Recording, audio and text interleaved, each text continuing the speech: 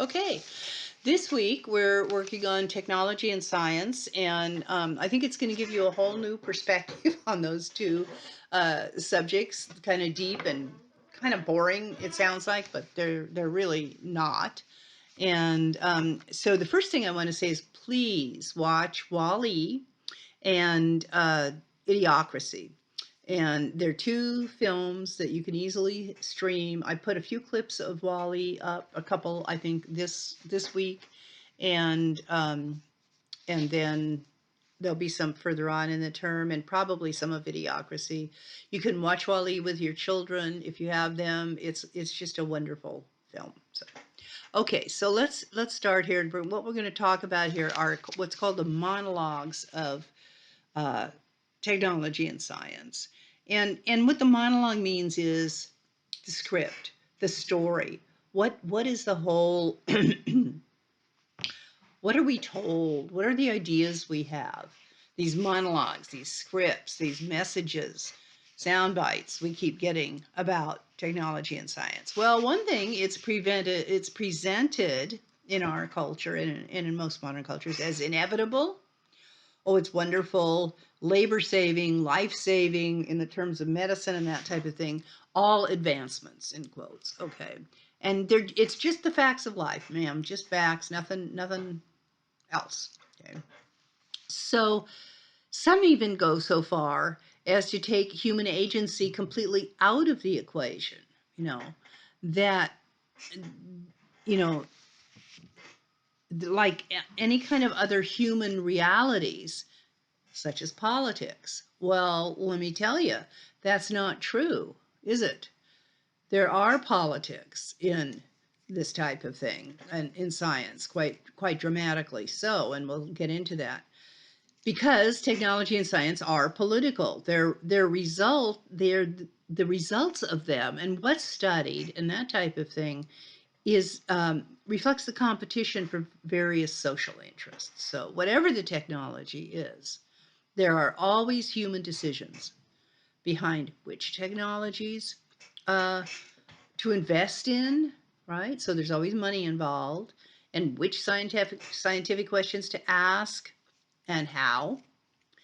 And the politics become apparent when, like in that first opening story about the polluted water that was causing cancer, that is fought by one group to, to make entities improve the water and get the toxins out of it. That's one political movement and process, but that is, stonewalled by the agency that's in charge, actually, of protecting the water, and it denies all culpability and responsibility for the toxins in the water.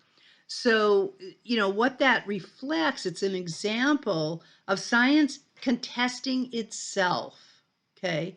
Because both findings are based on science, okay, right? Both are based on science. The organization that tested the water, that found the toxins in an amount that might cause cancer, did it scientifically in a lab, right? The state, county, whatever it was, entity that tested the water, and this um, remit is to be sure water's safe, tested the water and said, oh, there's not enough to cause any problem. So you can see how they're both come from political perspectives. Okay. So what makes science valuable is not that it gives, this is where people are so confused about things and they get so agitated and upset about when things change, when there's a new finding that changes what one was told previously. So what makes science valuable is not that it gives answers that are beyond question, but that it never does. Okay. So a couple examples. One is COVID and the changing advice from the very beginning of the pandemic, till now. Why did it change? Because in the beginning, scientists didn't know much about this new crazy virus. They didn't know what would work. They didn't know what we should do. As much as they knew, we were told what to do, right? And recommendations. And as you know, some of those changed. That's science. The more you learn, then things evolve and change. Sometimes a lot, sometimes a little, whatever, but that's what happens. And so it's just critical thinking to understand that. But if you don't know how science is done and you don't understand the process and you don't understand that it doesn't come up with absolute answers, then you can get very frustrated. And the other example is evolution. We are still learning how we got to be who we are.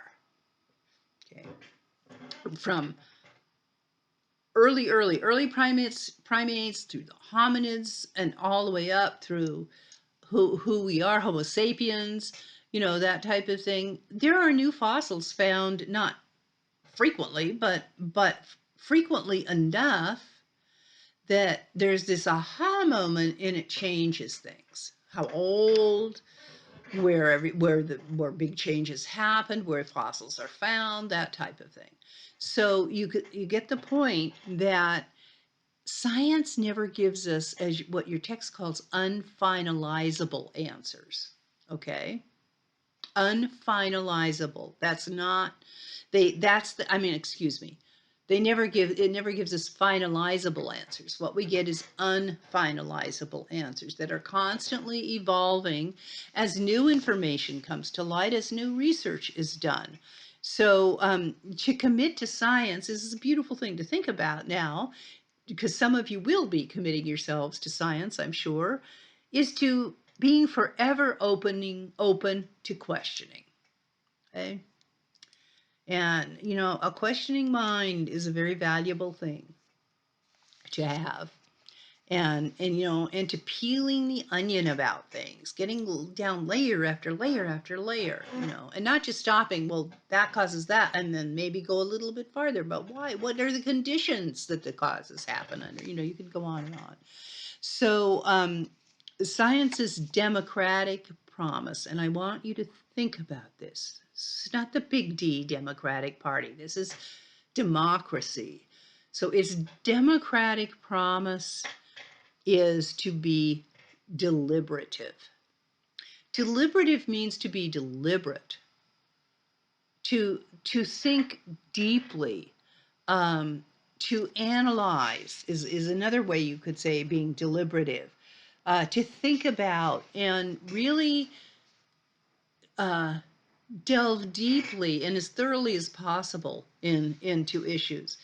So science's democratic promise is to be deliberative, never absolute. Okay. And this again is where people get very agitated and confused, particularly around medical issues. There are no absolute answers because we're constantly learning. Okay. So knowledge is power, but power is also knowledge, because the structures of power can shape both what we take to be knowledge, what we're told, what we're taught, what we understand, etc. And there's also the knowledge that we seek out. So it's a two-way street.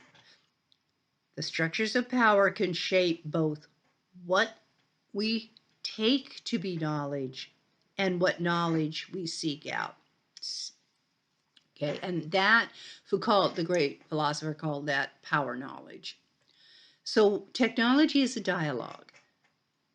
Okay, technology as a discussion. Okay, technology is great, is a great motor of social change. That's a truism of our modern life. We're told that constantly, and of course, it is true. How much we've been changed by our technologies. And once again, that's why I put up WALL-E and Idiocracy for you. You think about the automobile, the tractor, the airplane, electronic media, birth control, the computer, and then we get to the atomic bomb, which we'll discuss later in this chapter.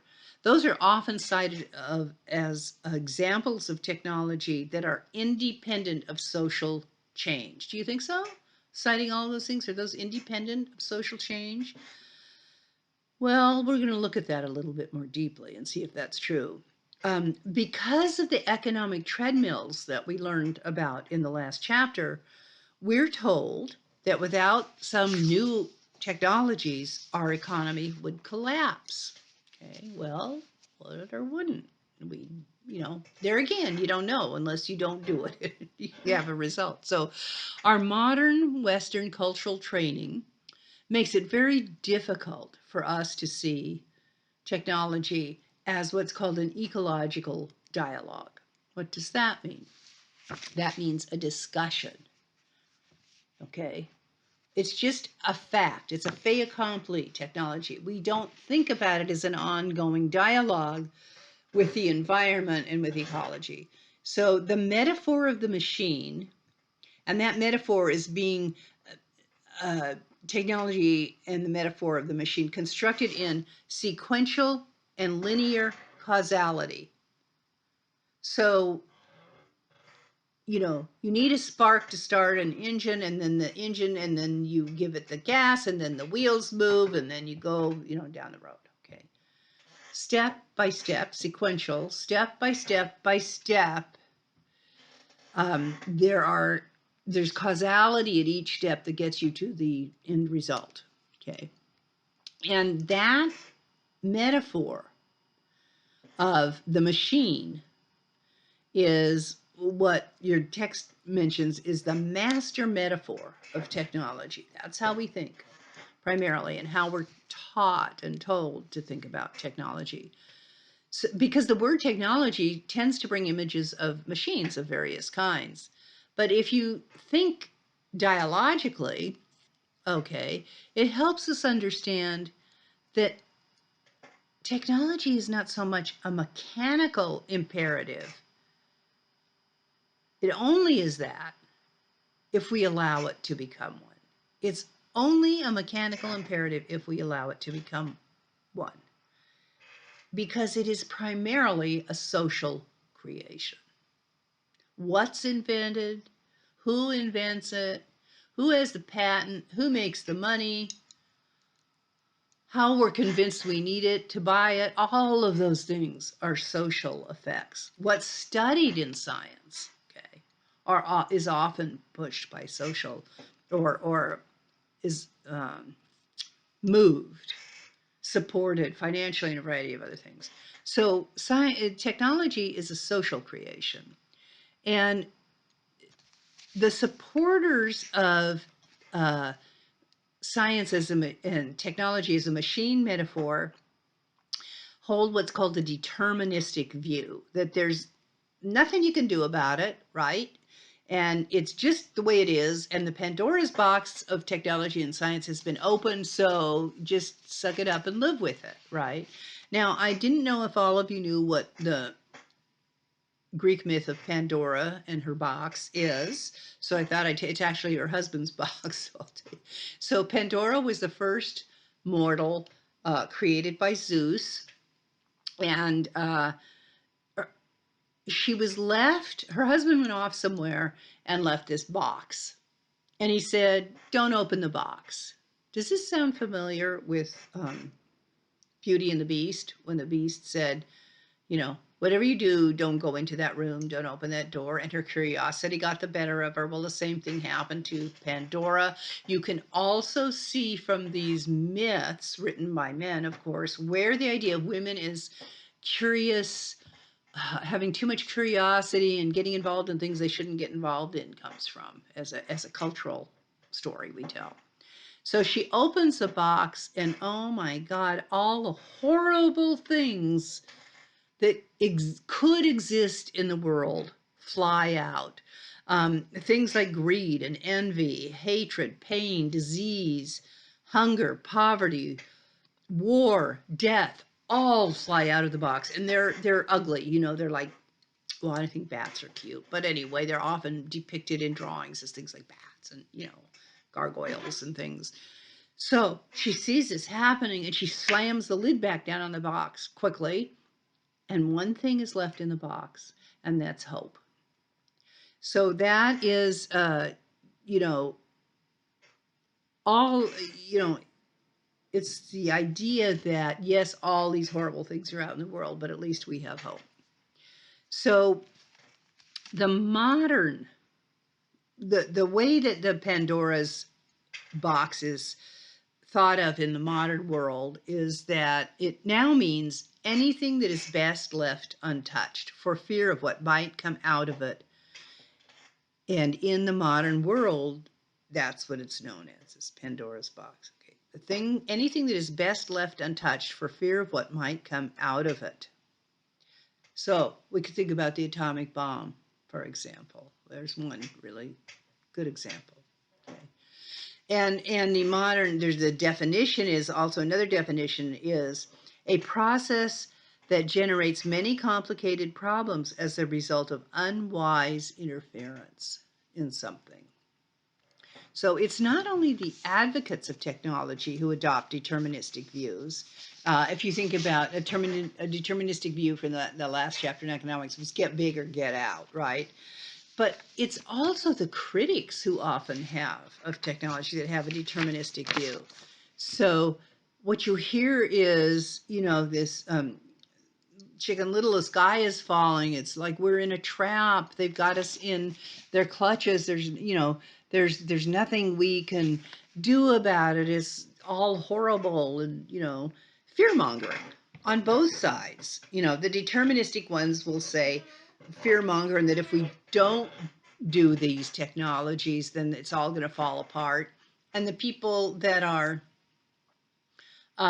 see the problems with the technologies will have this horrible, fearful message, which doesn't appeal to too many people. Now, I have to say that, well, first of all, your text says that both arguments are logically, well, first, let me finish here. Okay, the fear-mongering of the people that are concerned about the proliferation of technology does have some validity, as we're learning through this course, right? There is some reason to be fearful, but it not to the extent that one can't create or find solutions to the issues and make a turn and avoid some of that stuff. So, but it's true that there is, fear mongering on both sides. So, but the key here is that both of those arguments, that you can't do anything about it, it's the way things are, the way it is, technology is the way it is, or, oh my God, the sky is falling. Both of those arguments depend on having some control. And we do. And so we do. So technology, why? Well, because technology is more than just machines. It's all of the ways we have to accomplish our goals. And there are many other ways to accomplish our goals than simply technology or machines. The knowledge, an example of that is the knowledge of how to work a computer is just as much technology as the computer. The computer by itself, without an operator, is pretty useless, right? And it takes learning and understanding the technology enough, only enough in my case, to be able to do what you need to do to turn it on and save things and all that. But that's technology. Okay. So the other thing about technology is the how to live life. There's plenty of human choice involved. Okay. And I want to go back to this point before that for a moment. Making bows and arrows for hunter-gatherers, that's technology. Knowing how to do that. Weaving baskets is technology. Flinting a stone to create a spark to build a fire is technology, right? Okay. So we all use technology to one degree or another. And we all have technological skills to one degree or another. Okay. But once we've made the choices about which technology, then future options have gained both new possibilities and new limits. Okay. Our lives, I could make an argument, and I don't have time right now, but it may come up in another chapter, that our lives are as limited by technology as they are freed by technology. Okay. I could certainly say that with children and the amount of time they spend on machines. Okay, so technology is not a how to, but it's a have to. Okay. And that leads us to the actor network theory. Okay. Technology shapes the conditions of our lives, and in doing that, it directs the kind of choices that we make. So it shapes the conditions of our lives, and then that in turn directs the choices that we make. Okay. So we structure our lives accordingly. So if you think about computers, the phones that we have, the social media, all of those things, automobiles, medicine, all of that, those things structure our lives very, very, very much. We do have choice. We certainly have choice about a variety of things, but the structure's there. I'm getting squeezed more and more and more by the structure of cell phones and texting and technology. I don't text. The cell phone I have is a flip phone. I had to upgrade it because of the new stuff, but I still chose to get a flip phone for $19.95 because I use it so infrequently. And I don't text. I don't take photographs with it. I take photographs with a camera, and it just is crazy to me that this is now a requirement, to the extent where credit cards will say they want your cell phone number.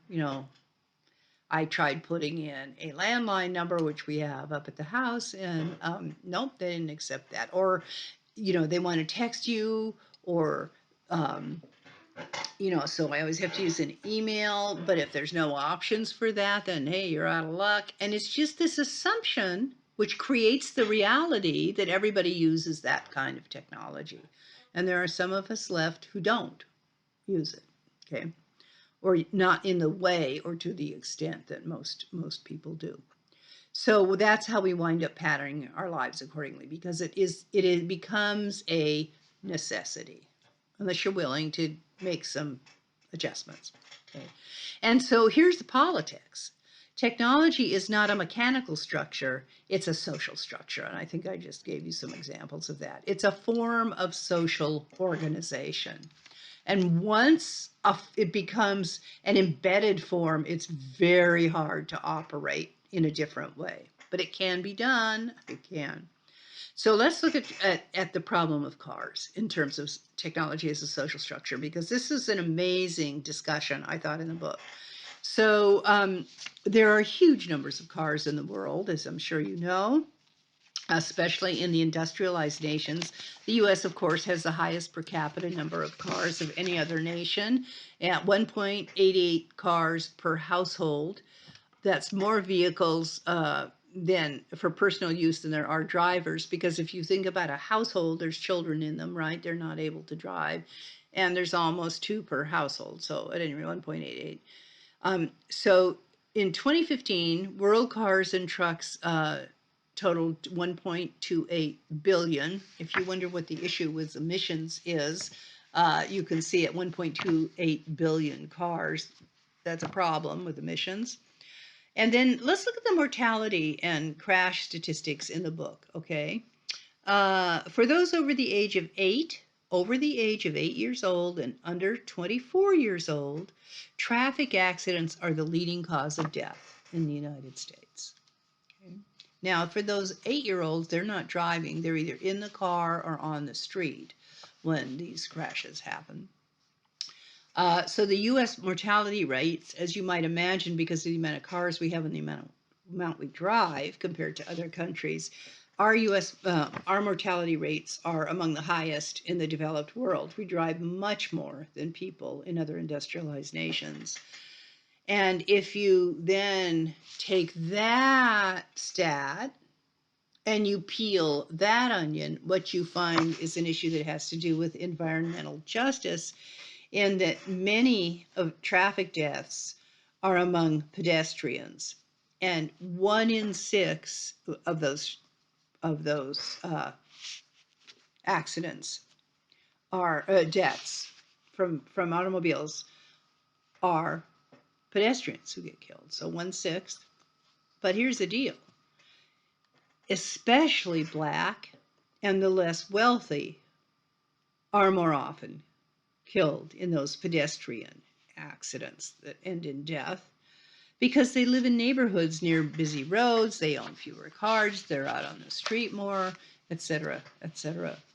So those kinds of pedestrian deaths kills Black pedestrians at a 50% higher rate than whites. And of course, that's just the deaths. That's not taking in the maiming and the injuring. So there's also environmental justice across species to think about, and we refer to that, I was going to say euphemistically, but it's not very euphemistical, as roadkill, and I'm sure you're familiar with that. Then we've got the emissions deal, okay? 53,000 early deaths each year in the U.S. laid at the door of vehicle emissions and air pollution, okay, from the emissions. Also, you've got climate change and acid rain. 34% of carbon dioxide emissions are from tailpipes. What about traffic? Portland and Seattle are practically undrivable anymore. I mean, it's a nightmare. You really have to time it when you try and get into Portland or out of Portland anymore. I don't go to Seattle much anymore. I used to, but I don't go to Portland much anymore either. It's a nightmare. So, given all of that, why the heck are cars so popular? Well, the standard answer is convenience. But the point is, you don't really have a choice, at least not in the United States. You really do not have a choice, do you, about vehicles in the United States, for the most part. Now, certain cities are doing certain things. We'll talk about that in a moment. But in general, especially if you're in the suburbs or in a rural area, you don't have a choice. But the way we think about it is convenience. And there you go. It's the social organization of convenience, right? So the way we set up our lives, doing certain things, then it becomes very difficult to do things any other way. So let's think now about this dialogue in the way of understanding technology. And it's the transformation of that how to do something into you have to do something. Okay. Geez, and I go back to my landline and email and the issue of a variety of other things of that nature. So if we continue to allow alternatives to disappear, which we do, I know landlines will be gone soon for phones. I was speaking to someone the other day who lives south of Coos Bay, and they were just informed that they're not going to be doing whatever that company is down there. They're not doing landlines anymore. So if we allow the alternative to disappear, then we're stuck. We're stuck in terms of all those things I mentioned. There's no options. There's no alternatives. So all that technology, from my perspective, fine. If you want to participate in that, great. But don't make me have to participate in the things I choose not to. But there's no choice. That's the whole point here. So the key point is this transformation from how to have to isn't inevitable. It looks like it is, it feels like it is, and that's why I'm giving you some examples from my ways of kind of getting around things. Is it looks like it's inevitable, but you really do have choices. They get narrower and narrower, as I said, but they're still there. So what it depends on, we're talking on a macro scale now. What it depends on is how we spend our money and allocate resources. That's a political issue and a social issue, right? And how to really think about what we choose to allow into our lives. Now those are things we can all do. Maybe you have to have a cell phone or a social media account. How much of it do you need to allow into your life? There's where you have choice. And I know about the addiction with it and social media and all of that. Well, anyway, I won't go into that right now. I heard the other day about the line at which adolescents become psychologically affected by time on cell phone or on social media in some way. And it was such a high number of hours, I couldn't believe it. Just really a high number, like 10 hours a day or something like that. Well, of course they're depressed and worried and all of those things. Jeez. So you can choose. You still have choice. And the other thing to think about with the automobiles, to go back to that example, is there's all these hidden subsidies with them. Okay. Uh, oh, I know. To go stay with cars and choice, I think that this epidemic has been a really interesting way to think about. As we know, there's been a lot of articles written to this about cutting back on things a bit. So, if you don't have to drive every day because you're working from home, then don't shop, do your shopping. So it's once a week. There's take walks around the block or whatever. There's some of those limitations we've had have taught us a little bit or reminded us that we don't have to be so immersed in that behavior. So the hidden subsidies cars receive, for example, their cost paid from general revenues. And we're not talking here about specific automobile taxes or any of that type, which are obvious and known ones for the public, But like public transportation, we know some of our taxes go to that. What they're talking about here, if you live in a town with public transportation, they're talking about the hidden costs, road construction, maintenance, public crash costs, pollution, all the things we talked about, problems, all of those added up cost between $1,105 and $1,848 per household. Those are hidden taxes. You never see them, but you're paying them in other ways. Then there's the fuel subsidies. Globally, that's 4.7 million and 649 billion just in the United States. Okay, those are tax dollars. The costs of air pollution damage to crops, we don't take that into consideration. Here's a big one. This is a huge one, not just financially, but in horrible pain and suffering to military families and people who live in the countries this occurs in. So the big one is the price of military intervention to keep oil flowing from the Middle East. The Iraq War cost $3 trillion. And in 2019, the Trump administration intervened in eastern Syria to secure the oil, because as Trump said, he wanted to secure the oil because I like oil. So much of what militaries around the world do is help nations jockey for the control of oil. And right now, we're seeing that.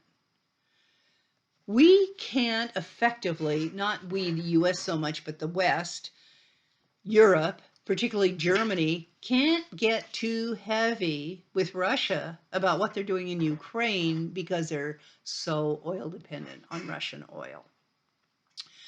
So they're kind of locked into this place where to be really effective, what we would need to be done to affect what Russia's doing is to just say, we're done with your oil, because that's where all our money comes from. But they can't do that because they're locked into this dynamic. And one could say the same thing about the atomic bombs. We can't get heavy and go in there or send, the planes we'd like to send or any of that because of the threat of Putin using atomic weapons.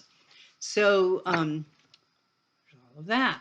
And then there's the personal costs with vehicles that we all are familiar with, maintenance, fuel, insurance, etc. So cars are very, very, very expensive. But the majority of it is hidden from the user, very much.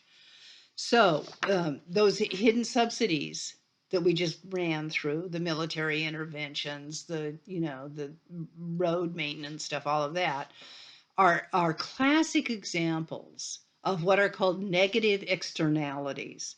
The cost that the actor does not see, we do not see them so clearly and think about them, and nor do we directly bear them directly. It doesn't come out of our taxes directly, it comes otherwise. But they're also very political matters. Going to war for oil is a political matter, right? Subsidies are political matters, giving huge subsidies to huge oil companies. So we socially organize and manipulate the convenience of technology. Listen to that. We socially organize and manipulate the convenience of technology, the story we're told over and over and over, so that it comes to seem the most appropriate way of doing things. And it becomes, therefore, a self-fulfilling prophecy. And as Merton said, another science philosopher, if we decide a thing is true and plain, accordingly, it often turns out just that way. That's what a self-fulfilling prophecy is. If we believe something to be true, then our very belief in that invests that thing. It creates that reality. Okay. So what are the constraints of convenience? Convenience also has constraints. Oh, it certainly does have constraints. We find our lives constrained because some other things are not convenient. I cannot think of food as a better example of this. To think about fast food and frozen food and junk food and all of that. Why? Because it's convenient. That's how it was sold to the housewives in the 1950s, right? I'll just open a TV dinner and it's just as good as anything else you can eat. And, well, it's not. It's not in many ways. It's not in taste. It's certainly not in nutrition, etc. So we're back to cars, though, and that as an example. So we drive because we've allowed the location of common destinations to become decentralized. And that was based on the assumption that most people have cars, so they need cars to get out there. So it's a self-fulfilling prophecy and feedback loop. It's the same with cell phones and texting again. That same feed, we assume that that's the way it is and everybody's got them, so then everybody has to have them. There's very little provision for bicycles, as we know, in the U.S. The sidewalks are often non-existent, or they're too narrow, or they're too close to huge amounts of traffic. Eugene memorializes, the city of Eugene memorializes the bicycle deaths in that city. So when you're driving around Eugene, you'll often see a bike chained to a lamppost or something on a corner and some flowers or something. So, a bicyclist died there. Or the other reason is we don't have bicycles is where we have to go is way too far to go there. If you think about Europe and Scandinavia especially, and Holland, everybody rides bikes. A lot of towns in European cities are closed. The center parts of the town are closed to automobile traffic. They've been trying to do that in New York City for ages, which would make a huge difference in New York City, which already has a very viable and effective public transportation system between buses and subways and that type of thing. But Europeans tend to walk and bike a lot more than we do, but that's because they have a setup in their cities to do that. And then there's problems with other types of transportation as well that are convenient, like flying. I think flying anymore is an incredible nightmare. It's not convenient, but we've been told it was convenient and thought about it that way for so long that people still think it's the most convenient way to get somewhere. And the lines and the waiting and the cancellations and the security and the dangers and all of that stuff doesn't sound convenient to me. Plus, flying has a much higher carbon footprint than driving. So if you want to go somewhere that's 5, 6, 7, 8, 9, 10, 12 hours away, think about driving there, right? For a holiday or whatever. I love this, the We Stay on the Ground movement in Sweden, where people who join it pledge not to fly for a year. So, what about trains and streetcars? And they're great, you know. Portland has TriMet. They're enlarging it. They have buses. They're going to move to electric. And they have light rail and commuter rail in the whole Portland region, so you can commute from even outside of Portland into Portland from the towns that are not too far away, bedroom communities, suburbs. So yeah, that is a workable alternative. Okay. The point is not really about more buses and rail, but about freedom. It's freedom, and freedom always exists in a dialogue of constraint. And this is something people don't realize either about freedom, because you keep hearing freedom and personal freedom. Well, yeah, but constraints of the other things that are going on around you that affect um, your personal freedom, right? So it's a balancing. It's a balancing act. This dialogue of freedom existing in a dialogue of constraint. What's technological somnambulism? Somnambulism is sleepwalking, right? So why do we accept the dominance of cars despite their social and environmental impacts when there's other better ways to get around? And we just talked about some of them. Okay, there's better alternatives at hand in many cases. Not so much in America, but in some of the big cities in America, yes, that's happening. Well, obviously, the same question could be asked about other technologies, right? And habits. Why do we accept it? And the reason is because when a social scientist says, the interesting puzzle of our time, this is a quote, the interesting puzzle of our time is why we so willingly sleepwalk through the process of reconstructing the conditions of human existence. Technological somnambulism. We sleep through it all like automatons. Oh, there's a new iPhone. Let's go stand in line for hours to get it, or their smartphone or whatever. There's, all of those things, right? Constant upgrades to things that, I don't know, they drive me nuts because then you have to learn a new processor. Something's in a different place.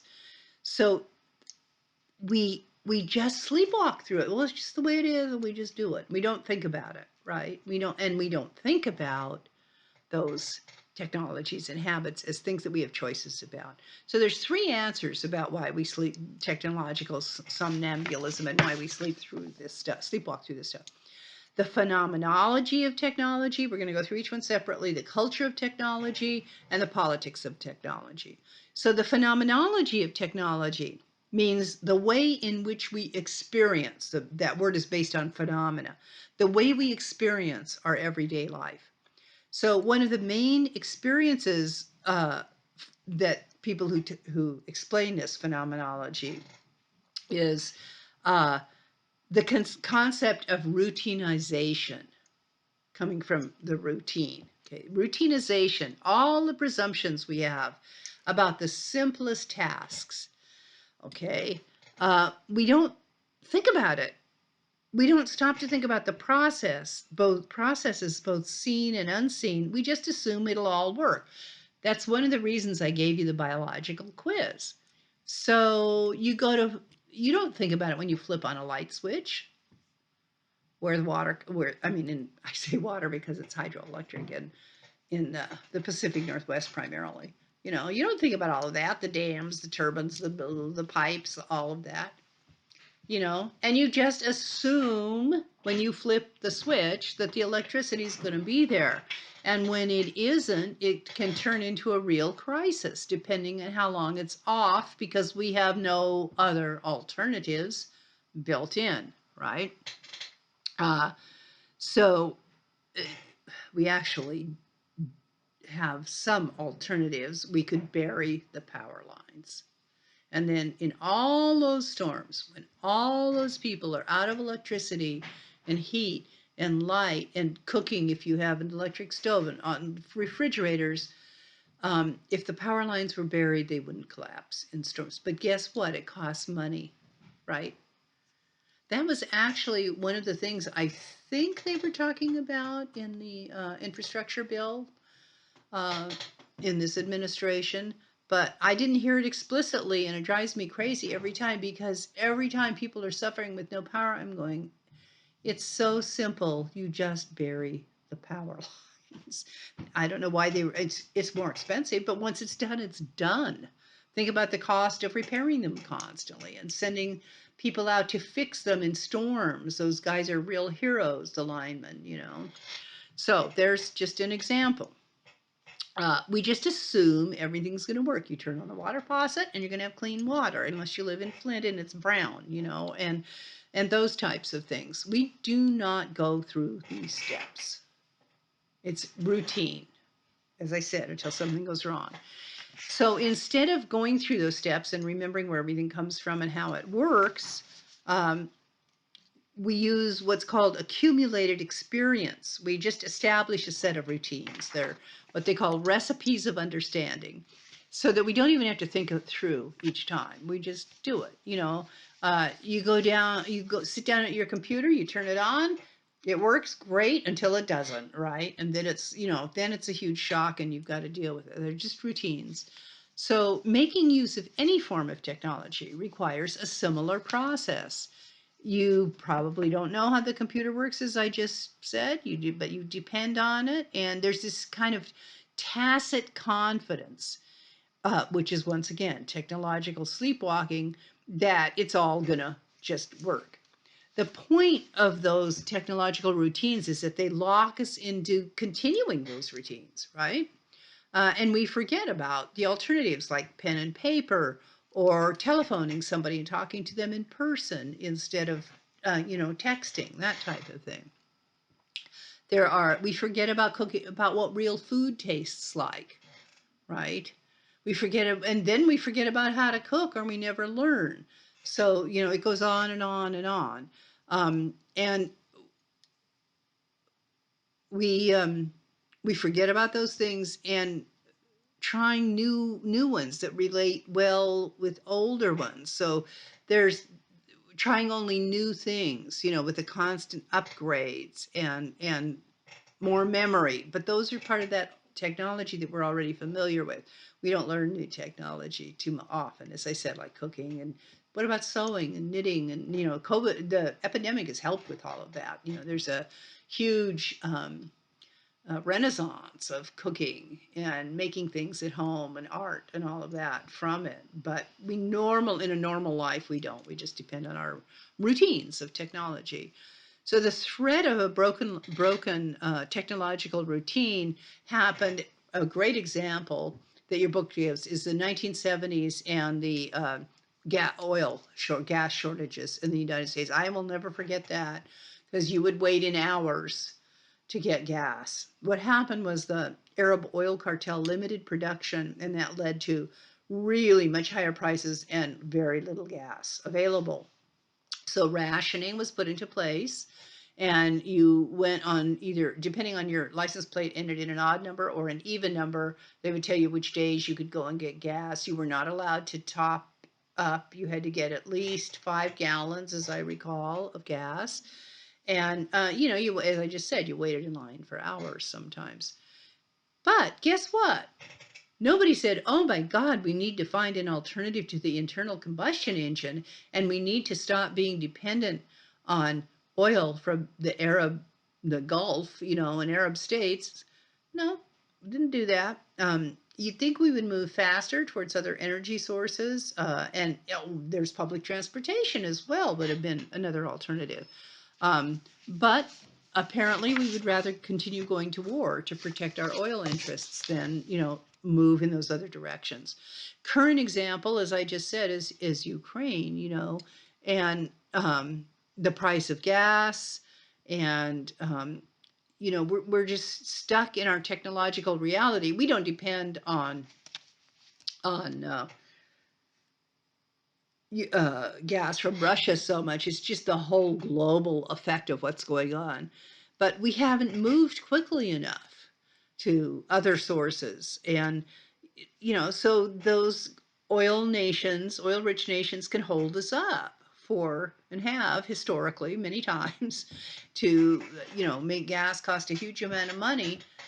Those people who have electric cars aren't worried about it. And I told you I think last time, I have a hybrid, and I very much limit how often I go to town. I'm about, I don't know, 15 miles maybe from the college, for example. I don't go that often. I don't need to. And so you lump your things together. So there are ways around this. Okay. It's not fated that they be the way they are. That's a key point of this whole thing. Now we're going to look at the phenomenology of culture. Okay. Which is the relationship between culture and technology.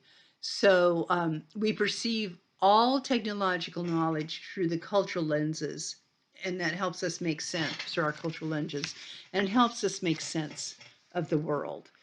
And that gives our technologies meaning. So what happens is the technological means available to us mold our choices. We've been talking about this previously, and therefore our sense of what's possible. Okay. And the technological means not only affects that, but it sometimes justifies. It's used to justify our cultural ends. So we love cars because we have a love affair with cars. And that's the term that's been used about Americans and their love affair with cars ever since cars were around, which was only about 100 years ago. And even then, they weren't very prevalent. So it's only been, a generation or two that this car thing has even existed. It's hard to think about that way, but really it's very, very, very recent.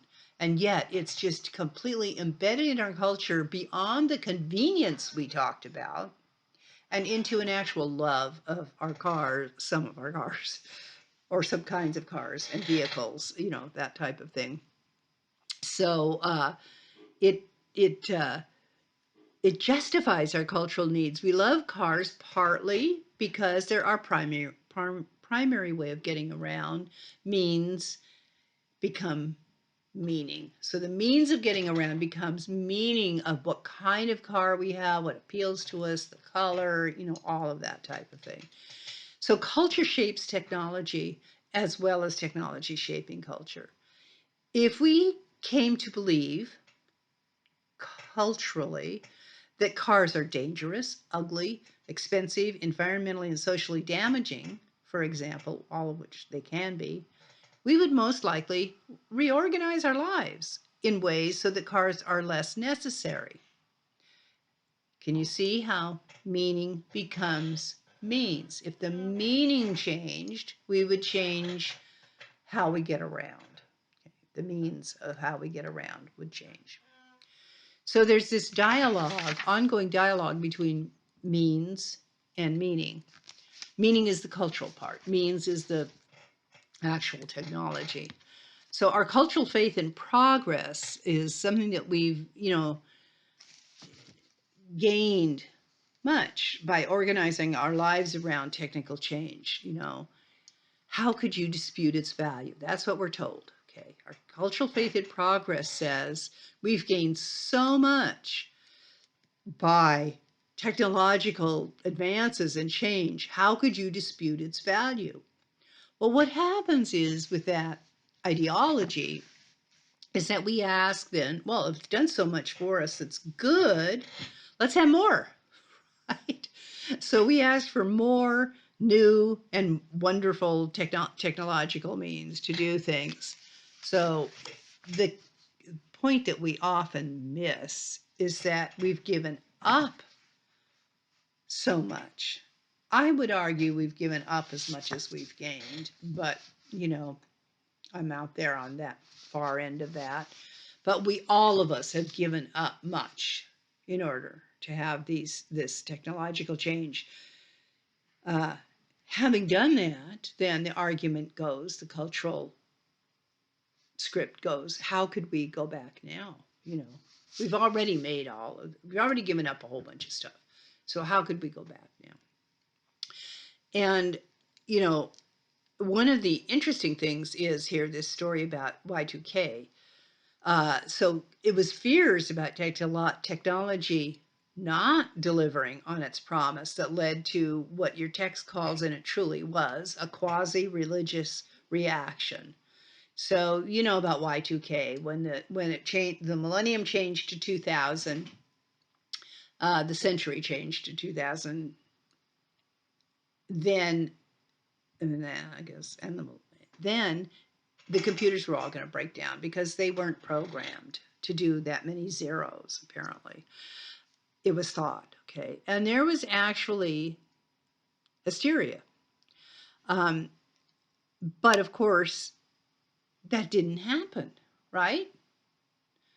It didn't happen.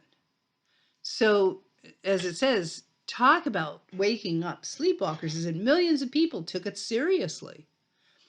And they stopped. And so, this is waking up from the sleepwalking of technology. Oh my God, the story went among the people who believe this. It's all going to collapse, right? We're not going to be able to get money out of the ATMs. We can't buy food with our cards. We can't, everything's going to collapse and crash. Okay. Planes are going to fall out of the sky, the whole thing. So that woke everybody up from their sleepwalking of how great technology is. And millions of people took it seriously. They stocked up on everything because the collapse of commerce was going to happen. So the grocery stores, all of that. They started doing things that they would help defend their homes from looters, that old trope. So, of course, unlike with COVID-19, as your text points out, nothing happened with Y2K. So how could people have gotten it so wrong? Well, it's because of the threat to our quasi-religious character and dependence on what is called, this is a great term, our technological faith. We just put faith in this stuff, right? We don't think it through. We don't even understand it, and that's not our fault. It's often way too complex and confusing to understand. So we have this faith in it all working, technological faith. Lewis Mumford, who was a critical scholar of technology, said, if anything was unconditionally believed in and worshipped during the last 2 centuries at least by the leaders and masters of society, it was the machine.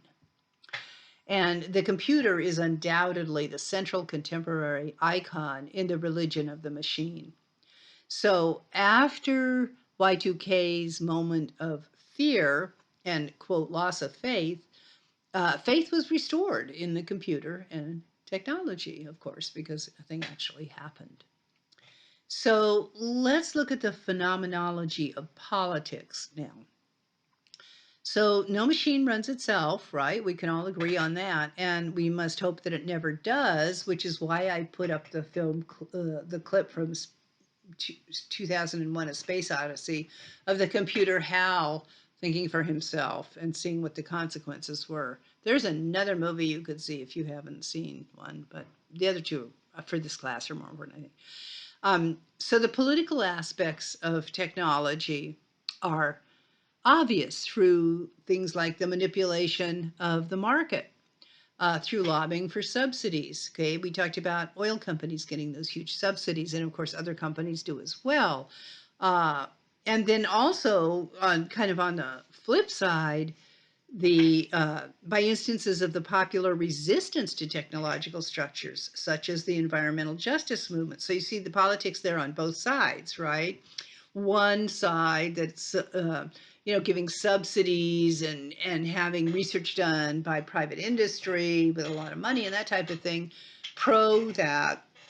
And then the other political side of technology is the people who wrote our books, the resistance to technological structures that have to do with justice and the environment and that type of thing. So here is a really key sentence in your text and to remember here. A decision to utilize and or organize your life around a particular technology draws you into becoming one of its political supporters. It almost has to. And I think Facebook and Twitter and a lot of that social media is a good example. There are many people trying to close down their Facebook accounts now who've taken this opposite uh, feeling about them. But before that, they were all into it. They posted everything all of it. But now they're seeing the consequences of what can happen when you have stuff on social media that can be misused and people can find you and a whole bunch of other things. So for a while, you're this incredible supporter and you politically support the openness of all of that and everything. And then you can, excuse me, the other aspect and side of it is you decide, no, that's not a good thing for me. Okay. So here's another example of you have to become a political supporter in some way. It is if you buy a house in the suburbs, you've got to have a vehicle. You've eliminated the possibility of public transportation for the most part, and you're locked into paying for gas, whatever the cost, road, whatever. And so you become a supporter of that just by default of using that technology. So the key point here is that technological somnambulism is political somnambulism. Technological sleepwalking leads to political sleepwalking. Because technologies often appear as forces over which we have little control. And we've talked about this before. They are in a sense, but they aren't in a sense. It's not that simplistic. It depends on which technologies, et cetera, et cetera.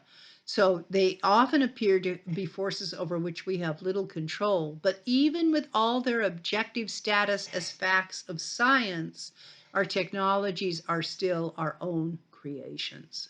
This is a key point, are collectively our own creations, because it's we who have the wants and needs, not our machines, unless you're dealing with Hal.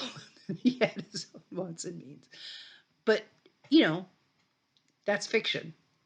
It's we who have the wants and needs, not the machines. They don't have wants and needs, okay? And once set in motion, the mills of technology, like the treadmills of production and consumption we learned about last week, become social structures. Okay, that then they once again, it's a feedback loop. Then they contribute to shaping our wants and needs, right? And then they do that through advertising, for example, and that type of thing. So we're lulled into the routines and the cultural desires created by these structures, and we're often unaware of the political consequences and of our choices and the fact that we have other choices. Okay. So I'm going to stop now and start another video. I'm sorry, this is a huge chapter and it just seems to go on and on. So I'm hoping this next section won't be nearly as long as this one.